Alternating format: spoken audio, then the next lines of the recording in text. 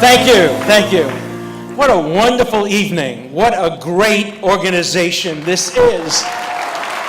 You can just feel the amazing energy in this room. I wish I could bottle it, take it back with me to the East, bring it to every college campus that I speak to. You are an inspiration. You are our future. You are our hope. I just can't get over what a great organization this is, the tools you provide, the energy you give, the encouragement you lend. I just want to thank you so much.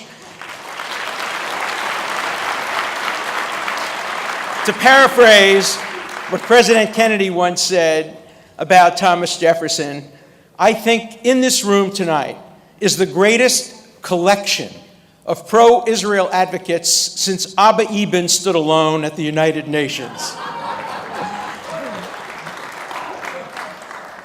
There's a famous Chinese curse, may you live in interesting times. Israel always lives in interesting times. Whenever Israel is around, times get very, very interesting. In fact, I think it's fair to say that Israel today is experiencing at the same moment the best of times and the most dangerous of times. First, the best of times. Look at what Israel has done in 61 and a half years. This is not an overstatement.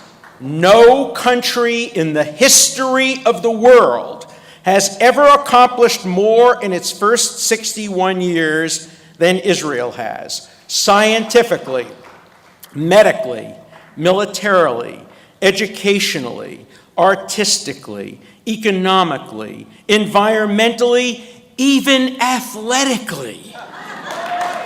Israel exports more life-saving medical technology per capita than any country in the world. That means that Israel, per capita, saves more non-Jewish and non-Israeli lives than any country in the world. It saves more Arab and Muslim lives than any country in the world. Imagine what the peace dividend would be if Israel could indeed make its swords into plowshares. Imagine how the world would benefit if Israel could change its armaments into life-saving innovations.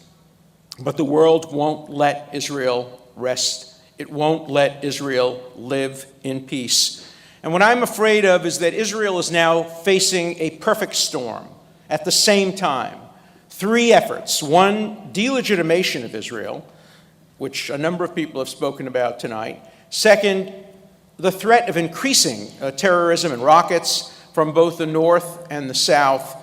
And third, of course, Israel's first existential threat in so many years since 1973, the threat of Iran's nuclear weaponry.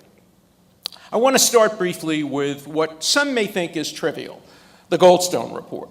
It's not at all trivial. Let me explain to you why. People forget what was at the essence of the Goldstone report. I'm going to just quote you what the Goldstone report said. What he basically said, what he basically concluded, he and the three other people who were on the report, was that Israel doesn't really face a threat of rockets, that it used the rockets, 8,000 of them, endangering every single resident of Israel, that it used that as an excuse to engage essentially in a campaign of trying to kill civilians in Gaza. Don't take my word for it. Listen to the quotation. This is from the Goldstone report.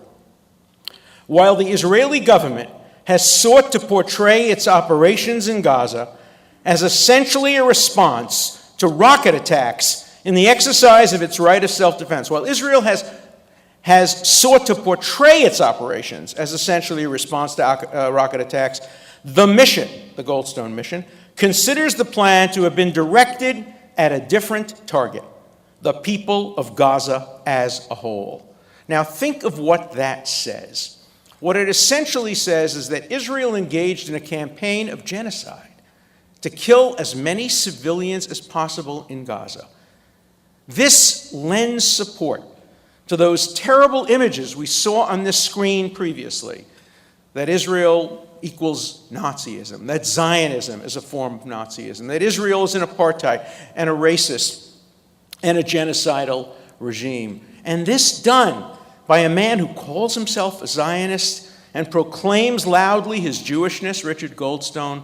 What a scandal, what a shame to allow himself to be used in this way to defame the Israeli government. No government in history has ever gone to greater lengths to defend the civilian population of its enemies, even though many of those civilians collaborate with Hamas, support Hamas, and of course voted for Hamas. 100,000 phone calls placed to citizens when Israel engaged in its military operations, leaflets, warnings.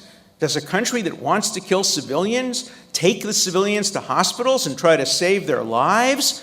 Does it make those phone calls and go to all those efforts? And then the Goldstone report comes to the opposite conclusion about Hamas. It says, we have found no evidence that Hamas uses human shields. No evidence that Hamas fighters deliberately and willfully hide behind civilians in Gaza. Oh, of course they weren't wearing their Hamas uniforms. What, were they in the laundry? Why were they not wearing their uniforms? They were not wearing their uniforms in order to provide human shields. They have learned the cruel arithmetic of death. When their rockets kill an Israeli civilian, they win. And when Israel, in self-defense, despite the greatest efforts, kills a civilian in Gaza, they win. They win. Do you know that Israel had perfected the targeted killing of terrorists and combatants to the point where when General Shkedi, who was the head of the Air Force, came into office, for every terrorist that was killed, one civilian died. And he said, that's not good enough. That's not good enough. The ratio is not morally acceptable. And he changed the munitions, and he changed the rules of engagement. And by the beginning of the Gaza war, for every civilian killed, 29 terrorists were killed. That is 29 terrorists and one civilian. No government in the history of warfare has ever had anything like that ratio. Not NATO in Afghanistan, not the United States in Iraq, certainly not in the Second World War or the First World War. Israel had perfected and has perfected the art of minimizing the death of civilians, and yet only Israel is condemned for committing war crimes.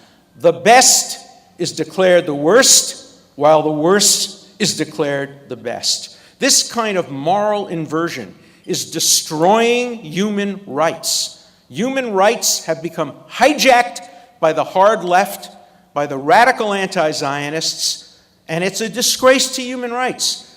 The people like Rene Cassin, who won the Nobel Prize, would be turning over in their graves to see what happened to human rights. When people like Professor Irwin Cotler in Canada, who has devoted his life to human rights, sees this distortion of human rights, this turning of human rights into human lefts, this turning of human rights into politics, it is not only a disaster for Israel, not only a disaster for all democracies that are trying to combat terrorism, but a disaster for human rights as well. And it encourages terrorism. Why? What's the message that the Goldstone report sends to Hamas and Hezbollah? Your tactic is working. More rockets, more terrorist attacks. Force Israel to respond. Don't worry. Israel will be condemned. You will be applauded. They won't find evidence of you attacking civilians, but they will find evidence of Israel attacking civilians. So it's an encouragement to terrorism. It's also a discouragement to peace.